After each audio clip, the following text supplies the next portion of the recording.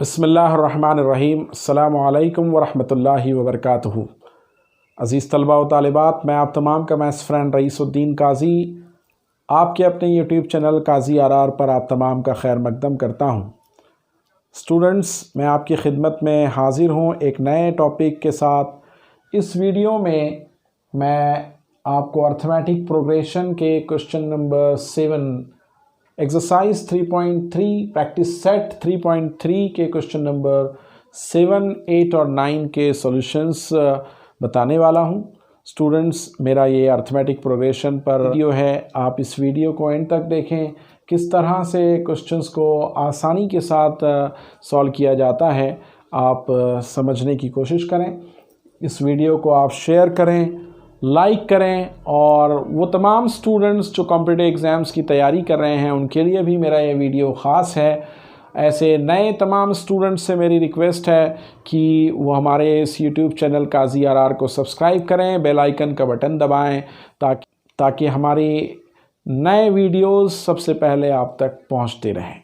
Students, देखिए question क्या है। In an AP some of 3 consecutive term of AP is 27 and their product is 504 find the terms। आपको एक हिसाबी तसाद के 3 अरकान की जमा 27 दिया गया है और हासिल ज़रब 504 है, वो अरकान मालूम करना है। आपको अज्यूम करना है कि फर्स्ट टर्म होगा a minus D, second term होगा a और थर्ड टर्म होगा a प्लस डी। जब भी आप 3 टर्म्स को कंसीडर करें, इसी तरह कंसीडर करें। अब दिया है कि इनका सम, मतलब आप इनके बीच में प्लस का साइन दे दें, a minus d plus a plus d equals to 27।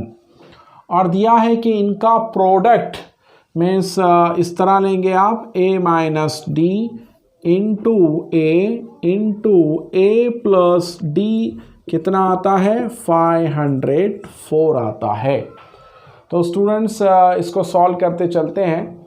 हम देखिएगा यहाँ पर minus d plus D cancel हो जाएगा और ये जो इक्वेशन रिड्यूस होकर हो जाएगी, सिर्फ यहाँ पर बचेगा 3 टाइम्स a इक्वल्स टू 27, और आप a निकालेंगे तो 27/3 यानी कि 3 9s are 27। इस तरह आपको a मिल जाएगा 9, a की वैल्यू आ गई है 9। आप इसमें पुट करें तो होगा 9 माइनस डी और फिर इंटू 9 इंटू यहाँ पर होगा 9 प्लस टी 504। स्टूडेंट्स, 9 को इधर ला लें आप, 504 को के डिवीज़न में चला जाएगा। इधर होगा ये a और ये b कंसीडर करें, a minus b, a plus b, तो आप लिख सकते हैं 9 square minus d square. Students, 5 से डिवाइड करें आपने 9 से डिवाइड करें आप, 9 5 45 और 9 6 54 ज़्यादा होता है, 9 5 45 होगा, बचेंगे 5, 9 6 54, 56 आ रहा है। और ये है 9 का स्क्वायर मतलब 81 और माइनस डी स्क्वायर। तो इस तरह माइनस डी को स्क्वायर को इधर ला लें और 56 को 81 की तरफ शिफ्ट कर दें तो बचेगा 25। स्क्वायर हटा दें, √25, डी की वैल्यू आ गई प्लस माइनस 5। डी की वैल्यू प्लस माइनस 5 दोनों भी पॉसिबिलिटी लेकर चलें। अगर आपने रखा d प्लस 5 तो फर्स्ट टर्म हो जाएगा a minus D means 9 minus 5 4। Second term है, सेकेंड टर्म a जो हमने कंसीडर किया था यहाँ पर। First term a minus D, second a और थर्ड a प्लस डी, तो सेकेंड a है मीन्स 9, और थर्ड टर्म है a plus D means 5 plus 9। a की वैल्यू 9, d की वैल्यू 5, 5 प्लस 9 14। अगर आप देख लें सम करके 14 प्लस 9 23 प्लस 4 27 आता है। स्टूडेंट्स, अगर आप इसकी वैल्यू -5 रखें d की, तब भी क्या आता है देखिएगा, ये माइनस और फिर -5 रखेंगे तो +5 हो जाएगा, ये 14 हो जाएगा, और फिर a की वैल्यू तो +9 है, और यहाँ रखेंगे आप d की वैल्यू d रखा आपने -5 तो प्लस इंटू माइनस माइनस हो जाएगा। स्टूडेंट्स, 9 माइनस 5 तो ये आता है 4। तब भी आप देखेंगे कि जो सम होगा 14 + 9 23 + 4 27 आएगा। स्टूडेंट्स इस तरह से आपको ये क्वेश्चन नंबर 7 सॉल्व करना है।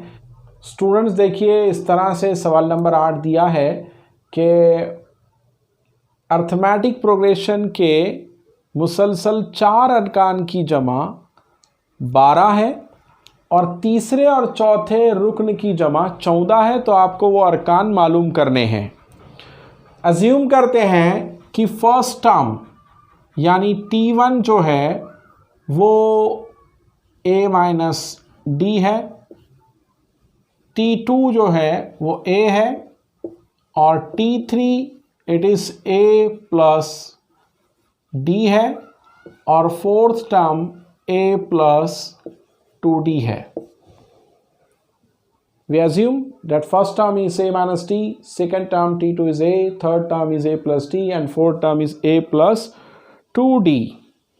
Students, it is given that sum of all the 4 term, इनका सम करें, मीन्स प्लस साइन दे दें इनके बीच में, और स्पेशली थर्ड और फोर्थ टर्म का सम means T3 + T4, T3 is A + D and T4 is A + 2D, ये 14 है। आपको हर टर्म फाइंड करनी है ना स्टूडेंट्स। जब हम ब्रैकेट को खोल दें यहाँ पर तो देखिए क्या हो रहा है, ये -D और +D कैंसिल हो जाएगा। -D + D को कैंसिल कर दें आप, A + A + A + A, A हो रहा है 4 times A + 2D = 12 हो जाएगा ना स्टूडेंट्स। यहाँ देखिएगा कि ऐड करें आप, सब प्लस है, ब्रैकेट का कोई फ़र्क नहीं पड़ने वाला। 2A + this +D and 2D + 3D = 14। अब इसको आप टोटल इस इक्वेशन से D की वैल्यू यहाँ पर कंसीडर कर लें। D2D मीन्स 12 - 4A रख दें। 4A = 12 - 2D होगा। और आप ये कर सकते हैं कि इसका हाफ कर दें, मीन्स 2A, तो 12 - 2D/2 ये यहाँ पर रख दें। 12 - 2D/2 प्लस ये है 3D = 14। स्टूडेंट्स यहाँ भी आप डिनोमिनेटर में 2 डालें तो मल्टीप्लाई डिवाइड करना पड़ेगा आपको। अब डिनोमिनेटर सेम हो गया एक ही बार, ये 12 - 2D और ये +6D = 14। इस तरह से यहाँ बचेगा, 2 को इधर शिफ्ट कर दें, 14 × 2 की तरफ, इधर होगा -2D + 6D यानी कि +4D और ये 12। तो स्टूडेंट्स 14 2s are 28 और 12 इधर आ गया, -12 = इधर होगा 4D। तो स्टूडेंट्स अब आंसर की तरफ हम आ रहे हैं। यहाँ पर 28 - 12 जो होगा वो 16 होगा और D4 को आप डिवीज़न में ला लें। D की वैल्यू आ गई है 4, वैल्यू रखें, इस इक्वेशन में रखें या इस इक्वेशन में रखें। 2A + 3D = 14 में put the value of D4 means 2A + 3 × value of D is 4 = 14। 4 3s are 12 = 14 plus this is 2A। 14 - 12 = 2A। इस तरह से बचेगा 2 और A की वैल्यू आएगी 2/2 मीन्स 1। तो student first term A - D अब बना लें आप। A - D कैसे बनेगा, मीन्स 1 - D की वैल्यू है 4, 1 - 4 मीन्स -3। फर्स्ट टर्म इज -3, यहाँ लिख रहा हूँ, first term -3। Second term A है, दैट इज़ 1 और third term A + D means 4 + 1 यानी कि 5 है। और लास्ट टर्म जो आ रही है a प्लस 2d, a है 1, 2 इंटू 4 2 ज़ा 8 प्लस 1 9 3 होगा। अब आप देखिए एक जो गिवन कंडीशन के हिसाब से ऐड करें 4 टर्म कॉन्जिक्यूटिव टर्म्स की, तो आ रहा है 12, और आप थर्ड और फोर्थ टर्म को ऐड करें 5 प्लस 9 तो आ रहा है 14। देखिए हमने पहले चारों टर्म्स को ऐड किया, ए और डी के फॉर्म में लिखा, 12 आ गया, फिर इसको सॉल्व किया, 4a plus 2d equals to 12 बना। थर्ड और फोर्थ टर्म को की इक्वेशन बनाई, ए और डी के फॉर्म में उसको भी लिखा। तो इस तरह से हमको यहाँ पर वैल्यू मिली, इस पर से 2a plus 3d equals to 14, हमने इसको इस इक्वेशन पे से 2a की वैल्यू बनाई, 4a इस 2d को इधर ले गए, माइनस होगा, फिर हमने इसको हाफ कर दिया पूरी इक्वेशन को, तो ये 2a बन गया। अब यहाँ पर 2a को हमने रख दिया 12 माइनस 2d अपॉन 2, और डिनोमिनेटर सेम करने के लिए 2 से मल्टीप्लाई डिवाइड किया 3d का, तो डिनोमिनेटर सेम हो गया, ऊपर नोमेरेटर को ऐड कर दिया, 12 माइनस ये 2d प्लस 3 2 ज़ा 60 इक्वल्स टू 14 हो गया। फिर 2 को इधर शिफ्ट किया, 14 के साथ मल्टीप्लाई किया, 28 हो गया, और इधर जो 12 था वो इधर माइनस में हो जाएगा, यहाँ पर सिर्फ 4d बचेगा, 28 माइनस 12, और इस तरह से ये 16 और 4d का 4 डिनोमिनेटर में चला गया, तो इस तरह से d की वैल्यू 4 आई। d की वैल्यू 4 हमने इस इक्वेशन में रख दी, यहाँ पर 2a plus 3d equals to 14 में 2a प्लस 3 इंटू डी 4, ये 12, फिर इसको सब्सट्रैक्ट किया, 2 बचेगा, इधर 2a है, a इक्वल्स टू 2/2 मीन्स 1। अब a और d की वैल्यू मिल गई है, ये फर्स्ट टर्म में रखा, 1 माइनस 4 तो माइनस 3 बचेगा, ये a मिस 1 है, a plus d third term है, मिस 1 प्लस 4 तो 5 बनेगा, और a plus 2d miss 1 plus 2 times of 4 miss 8, 8 plus 1 9 होगा। आप ऐड करें चारों टर्म की तो 12 आता है, और थर्ड और फोर्थ टर्म को ऐड करें तो 14 आता है। इस तरह से ये क्वेश्चन आपको सॉल्व करना है। Question number 9, if the 9th term miss T9 is 0, then we have to prove that the 29th term T29 is twice of the 19th term।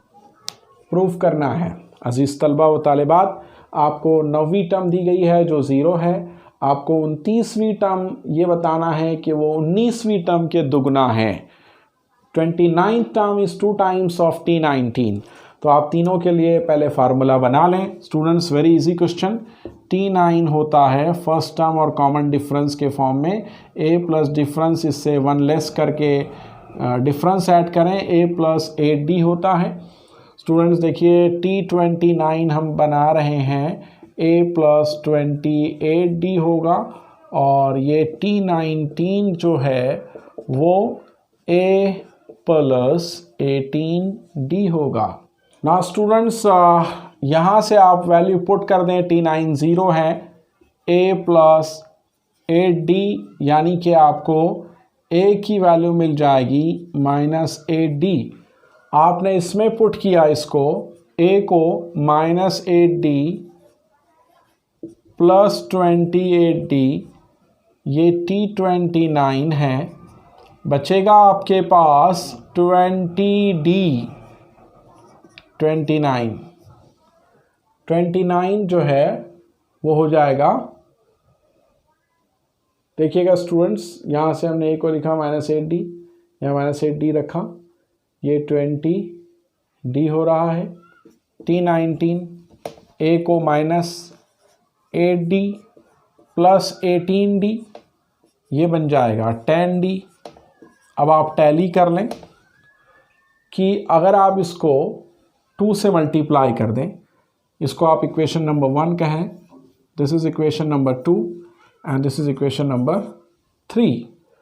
So when we multiply by 2, multiply करें equation को by 2 तो हो जाएगा 2 times T19 equals to 20d। This is equation number 4। Now in 2 and 4, equation number 2 और 4 में आप देखें, equation number 2 और 4 में कंपेयर करें, RHS सेम है, RHS सेम इसलिए कहा जा सकता है, LHS same, T29 equals to 2 times T19। Reason क्या है? RHS same, hence LHS will be same। Students, इस तरह से हमने एक्सरसाइज और प्रैक्टिस सेट 3.3 के सभी क्वेश्चंस सॉल्व कर लिए हैं।